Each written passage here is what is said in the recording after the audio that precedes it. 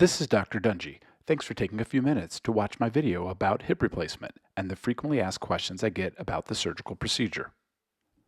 How long will I be on pain medication? Each person is different. According to a study conducted in my practice, 1 in 7 patients do not take any pain medication following surgery. Still, most patients stop using prescription pain medication 2 to 3 weeks following surgery. What position can I sleep in after surgery? You can sleep in any position that makes you feel comfortable, whether that be your back, either side, or stomach. When will I be able to return to work? Most people with a desk job require 2 to 3 weeks off work. Patients with more physically demanding jobs may need as long as 3 months away from work. How long until I can drive? Independence is important, and so is safety. You will determine when you can safely return to driving. Studies have shown that most patients can drive approximately 2 to 3 weeks following knee replacement surgery. I also require that you be off prescription pain medication prior to driving. When will I be able to travel? I recommend suspending travel until 3 months after surgery.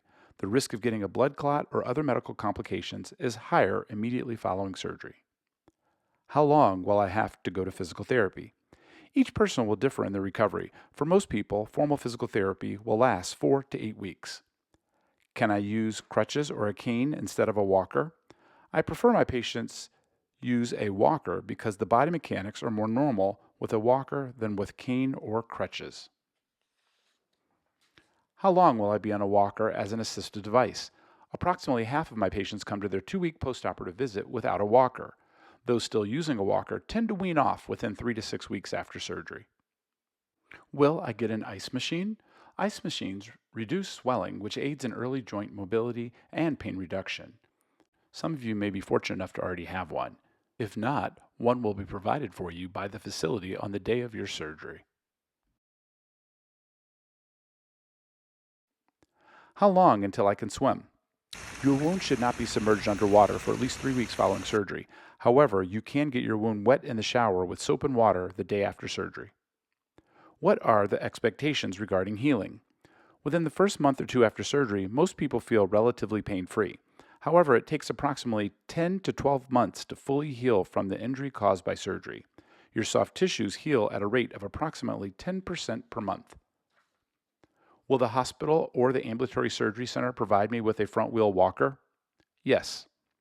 When will I be discharged from the surgical facility?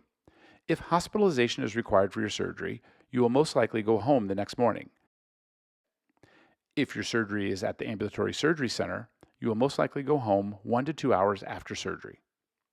Will Dr. Dungy see me after surgery while I'm in the hospital? Typically, no. I have arranged for several medical professionals to care for you while in the hospital. These include a medical doctor called a hospitalist, an orthopedic nursing team, skilled physical and occupational therapist, and a case management specialist. If an orthopedic issue arises, I will be notified by the hospital team. Which medications do I need to stop prior to surgery? If you decide to proceed with surgery, then during your preoperative appointment, which is typically 2 weeks prior to your surgery date, we will review your current list of medications and provide advice regarding which medications to stop prior to surgery. How do you prevent blood clots after surgery? Medication to prevent blood clots after surgery is required for all patients. I typically recommend aspirin 81 milligrams twice daily for 35 days after surgery. This is only if you do not have an allergy to aspirin and do not have a history of blood clots. If you have a history of blood clots or are already on blood thinner medication, specific dosing recommendations will be tailored to you during a future preoperative appointment. I also require the use of sequential compression devices, abbreviated SCDs, to keep the blood flowing in your legs for 35 days after surgery. What about anti-inflammatory medications? I highly recommend using over-the-counter anti-inflammatory medications after surgery because they reduce swelling and decrease pain, whereas narcotic pain medication can cause mental confusion, constipation, and even addiction. Anti-inflammatories do have a slight risk for an upset stomach or stomach bleeding, such as an ulcer formation. Long-term anti-inflammatory use has been associated with kidney and heart issues. If you have a history of ulcers, gastrointestinal issues, renal disease, or an allergy to an anti-inflammatory, you should not take these medications after surgery. What about narcotic usage for pain control after surgery? Recovery can be challenging and physical therapy can be intense. I want to provide you with adequate pain control after surgery, and will prescribe narcotic pain pills for after surgery. However, I caution about the potential for long-term addiction and the risk of suffering from the side effects like constipation. Try your best to only use the pain medication when you need them, not around the clock. How big will the incision be? The incision is directly related to the size of your pants or your dress. If you are a bigger person, a bigger incision will be needed to perform the surgery. If you are a smaller person, a smaller incision will usually suffice. What are the implants made of? The artificial joints that we use today are made of high-grade medical materials. Typically, these include titanium, ceramic, and a medical-grade plastic called polyethylene will serve as your new cartilage cushioning pad. What about 3D printed models, navigation, robots, and customized implants?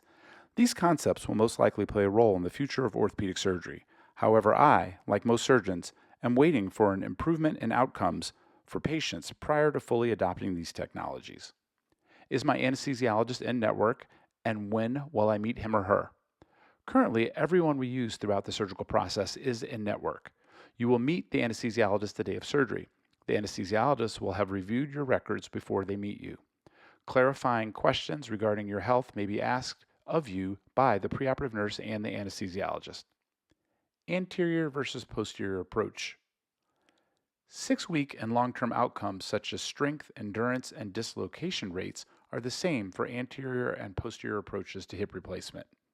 Approximately 50% of U.S. surgeons perform the posterior approach.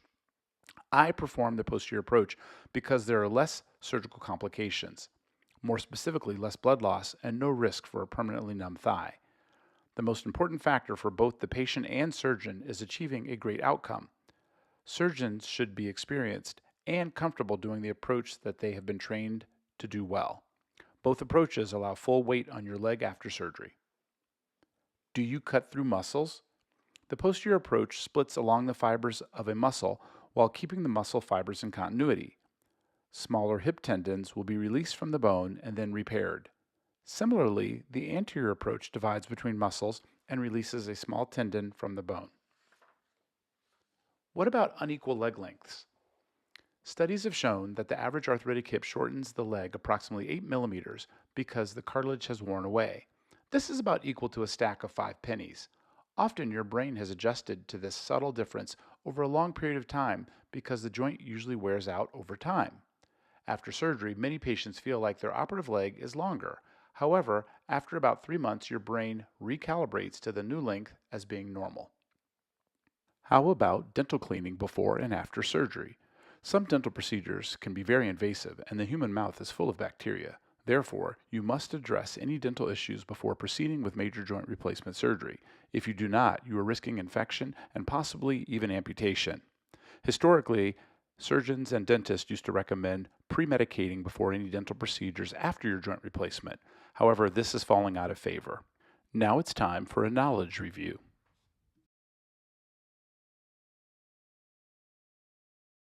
Dr. Dungy will visit me in the hospital the day after surgery. This is false. Remember, I have a team of healthcare providers to help you. To help prevent blood clots, I will have to wear sequential compression devices for 35 days. This is true. Thanks for watching my video. Please crack the door open to indicate that you are done.